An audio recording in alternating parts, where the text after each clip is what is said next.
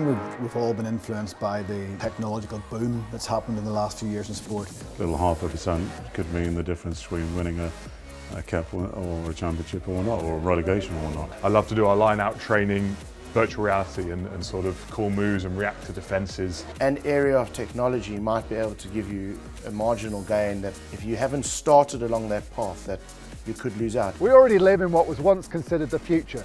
Technology is a massive part of business, club and fan behaviour, and it defines what clubs and players can do every single day.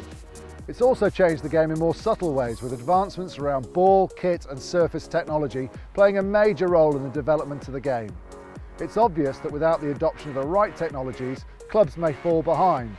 And because advancements are moving so fast, how do we select the right trends to get ahead? We've travelled to Loughborough University to find out what the very best R&D teams have been working on, capturing their insights and findings to try to predict the future of rugby.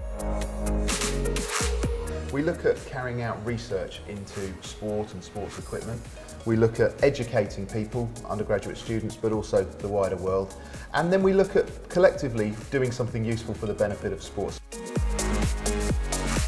You mentioned about the technology in different materials becoming available. I can see behind us here we've got a lot of balls. There's something there which I'm not sure, it's on a kicking tee, but I'm not sure the machine looks exactly like a leg. But how would a new technology coming in be tested by the Institute here? Actually, all of sports like rugby have a following, a loyal following, that have certain expectations. And so finding the balance of how you can move the sport forwards whilst maintaining the traditions and making sure that records of today match up with yesterday is quite a key part of what we would look to do in our testing. So if a brand or an individual comes forward with a new idea, perhaps a new ball, then one of the things we need to evaluate is how exactly it compares to previous products. And with the best will in the world, no human player can kick the ball the same, can throw the ball the same. So we have to build ourselves robots like the one behind me that will give the ball the same kick time and again, so that when we measure the outcomes, we can confidently say the difference between this new ball and the old ball is as follows. You worked a lot ahead of the Rugby World Cup in 2015, looking at the pitches. Tell us a little bit about that work. We devised a test looking at performance tests. So this is looking at what the player does on the surface, and agronomic tests. Put the two together and sort of made a rating of these pitches. Well, the greater longevity means they can be used more. So even if you have your first team, elite team, you could have other events on this place. The bounce of the ball on the pitch is very determined by the conditions of the pitch. I mean, a lot of people, perhaps the traditionalists, will express a preference for natural turf. What's interesting there is that they probably realise, but don't acknowledge, that natural turf in the middle of winter compared to the summer can be very, very different.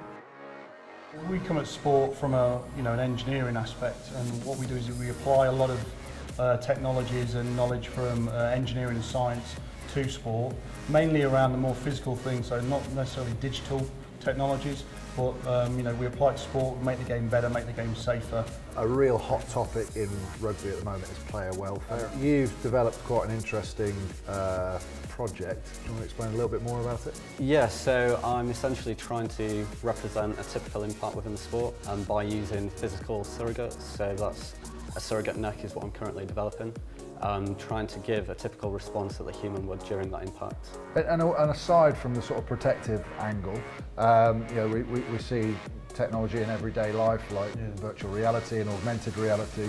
Do you ever see there being a place for that, particularly in terms of some of the training that the players can do? Yeah, certainly. I mean, I think we're very good on the physical training nowadays, and then the medical side of it's obviously very good.